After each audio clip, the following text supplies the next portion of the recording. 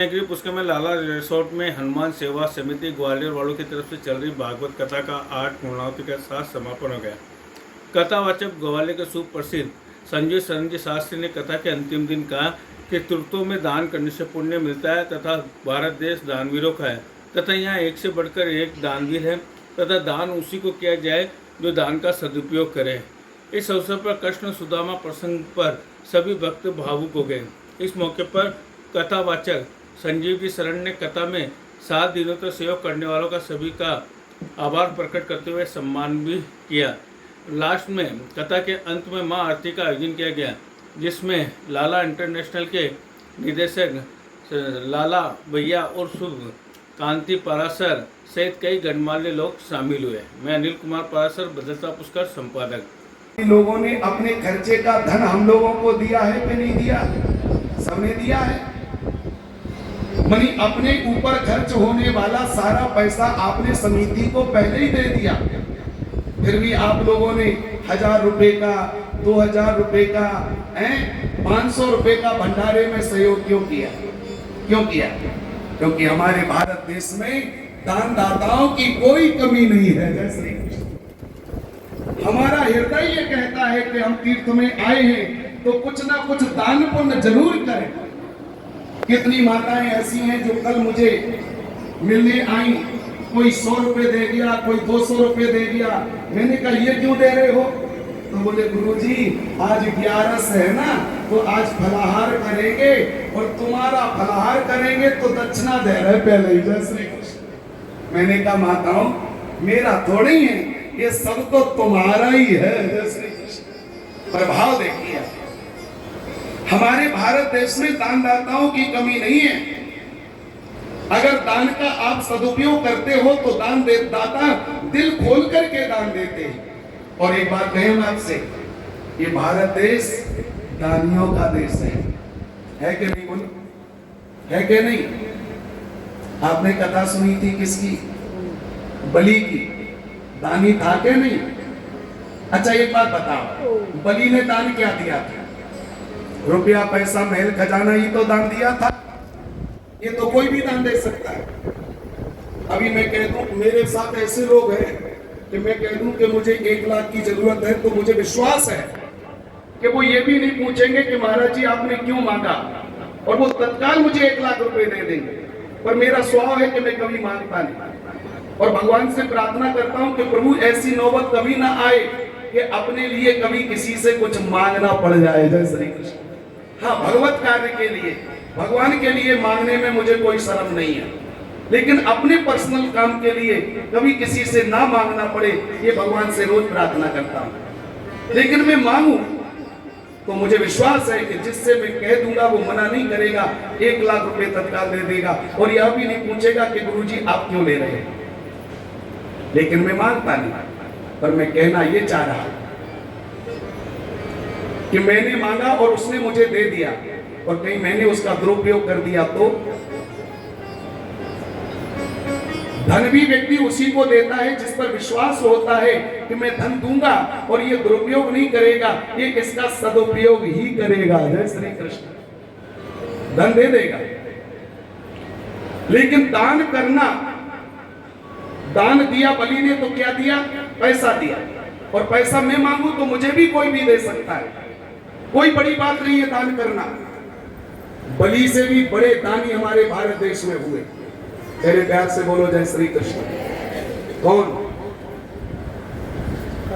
हमारे संत श्री दधीच ऋषि महाराज। दधीच ऋषि ने क्या दान दिया? अपना शरीर दान दे दिया। वृत्तासुर नाम का राक्षस उत्पन्न हुआ और उसको ये वरदान था कि वो मरेगा तो केवल वज्र से मरेगा और किसी चीज से नहीं मरेगा। वज्र कहां से आए? तो मालूम, दधीच ऋषि ने अपने शरीर का दान दिया और उनके वक्षस्थल की जो हड्डियां हैं उसी से वज्र का निर्माण हुआ और उसी से वृत्तासुर का उद्धार हुआ। जैसे अपने शरीर तक को दान कर दिया। हमारे भारत देश में एक और नियम बना अभी कुछ समय पहले से। कौन सा दान? नेत्र दान करते हैं ना कुछ लोग, पहले ही से लिख देते हैं हम अपने नेत्र दान कर रहे हैं। और जब व्यक्ति मरता है तो डॉक्टर लोग आते हैं और उसके नेत्रों को निकाल के ले जाते हैं, और जो नेत्रविहीन लोग हैं उनको वो आंखें लगा दी जाती हैं। जय श्री कृष्ण। आज भी बहुत सारे लोग दान करते हैं। मनी हमारे भारत देश में दानियों की कोई कमी नहीं है, खिलाने वालों की कोई कमी नहीं है।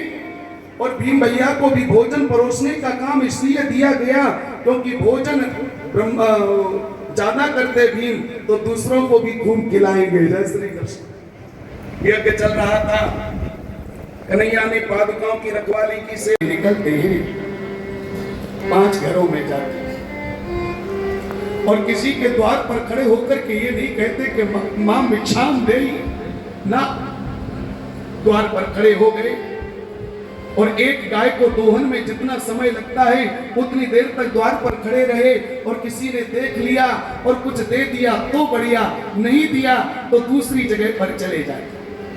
ऐसे ही 5 घरों पर जाते, भिक्षा में मिल गया तो ला करके अपनी पत्नी को देते और पत्नी उसका भोजन बनाती, पहले बच्चों को खिलाती, बचता तो पति पत्नी दोनों पा लेते। नितांत विपन्नता, नितांत गरीबी। सुदामा के घर में एक व्रस्त कपड़ा साबुत नहीं है, सुदामा के घर में एक बर्तन भी साबुत नहीं है, सुदामा के घर में जो कुएं से पानी खींचने वाली रस्सी है वो भी 20 जगह से उधरी हुई है। सुदामा के घर में एक लाठी है वो भी 20 जगह से टूटी हुई है। सुदामा के पास में जो पहनने का वस्त्र है वो 20 जगह से फटा हुआ है। सुदामा की पत्नी के पास में एक साड़ी के अलावा दूसरी साड़ी। सुशीला जब स्नान करने जाती है तो आधी साड़ी पहन करके नहा लेती है और जो सूखी हुई शेष साड़ी बचती है उसको पहन लेती है और जो गीली हो जाती है उसको हवा में झूला झूला करके सुखा लेती है। लेकिन अपने पति परमेश्वर से कभी नहीं कहती कि सुदामा जी मैं परेशान हूं। एक बात कहें आपसे,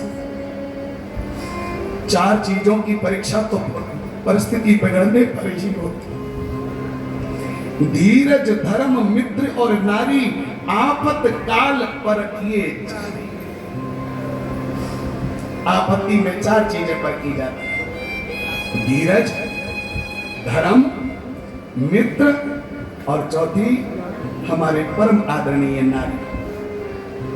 नारी वह श्रेष्ठ है जो पति की बिगड़ी हुई परिस्थिति में पति का साथ निभाए और अपने पति की मजबूरी को पहले ही समझ जाए।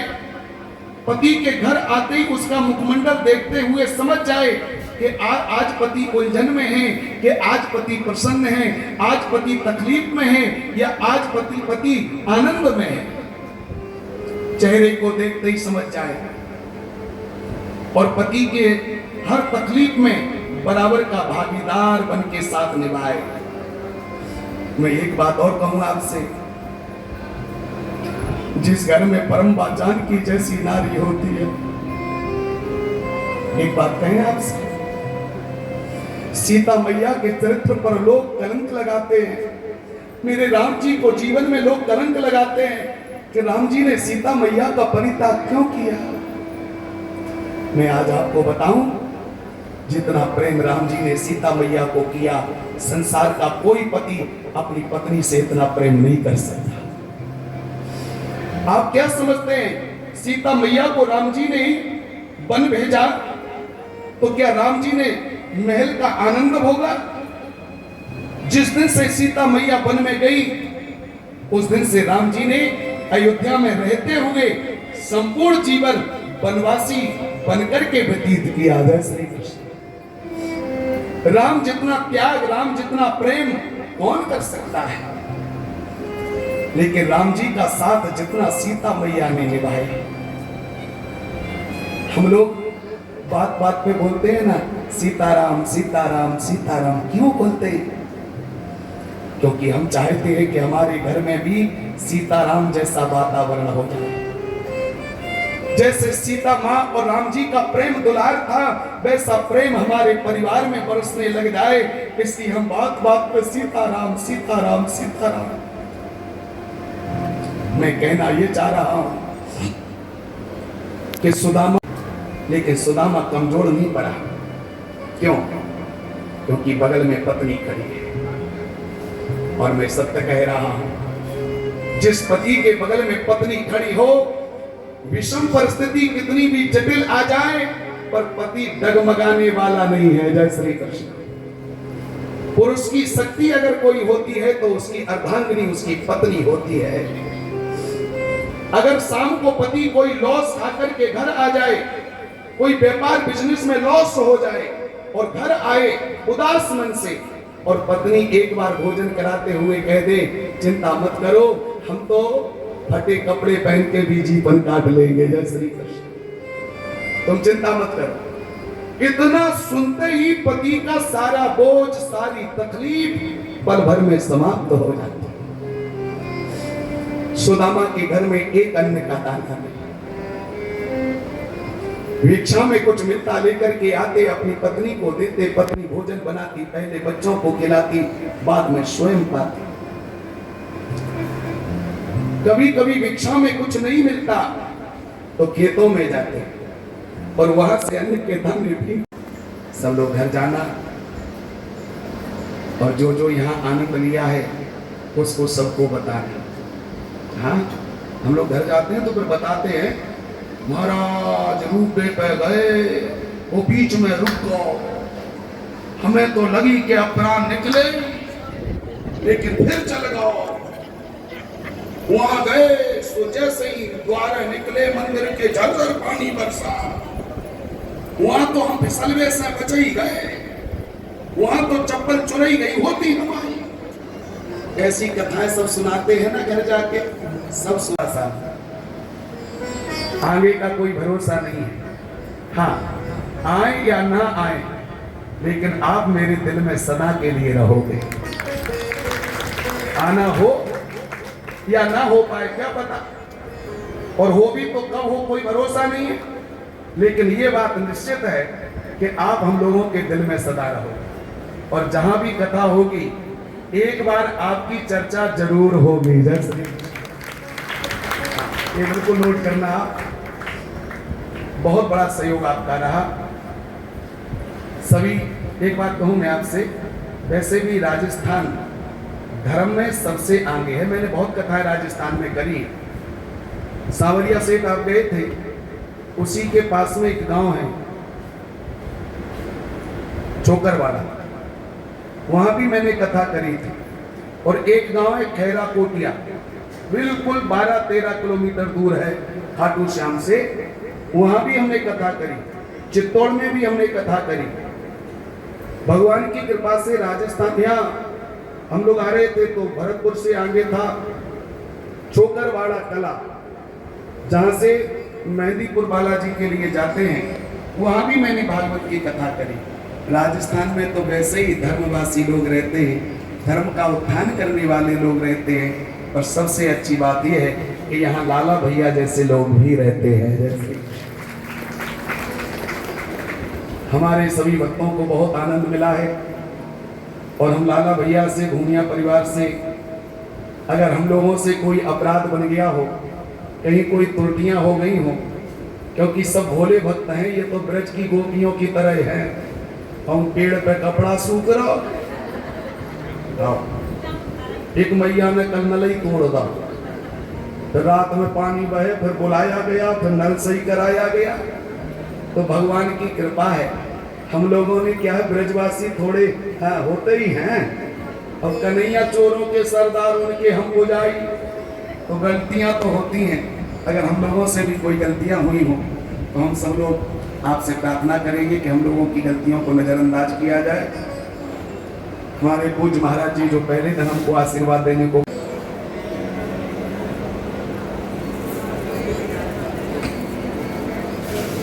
झांकी झांकी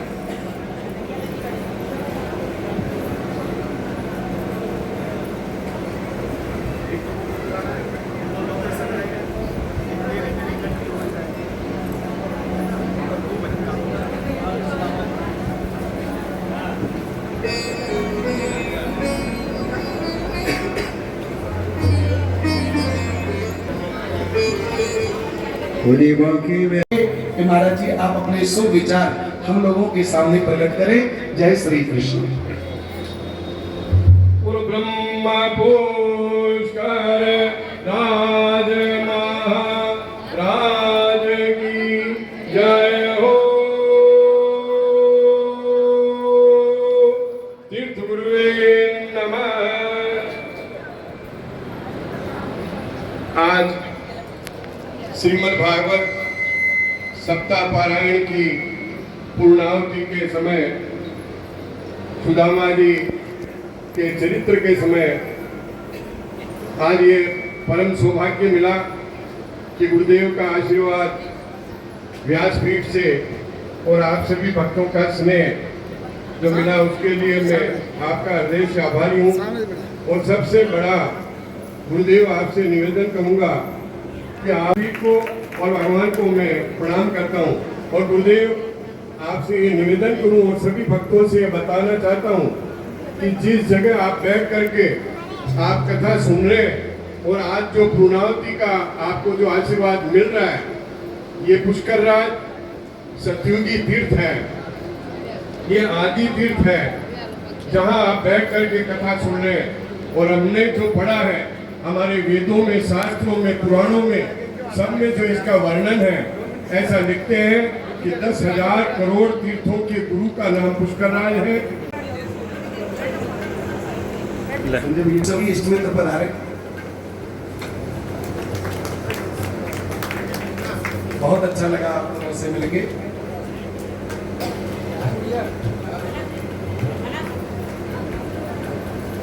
₹500 का सहयोग जो गुप्तदान आया है वो हमारे इस रिसोर्ट के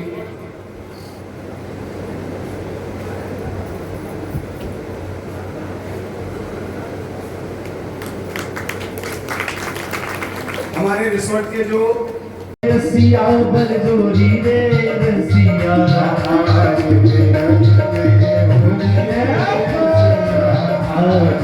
रज में होली रे रसिया।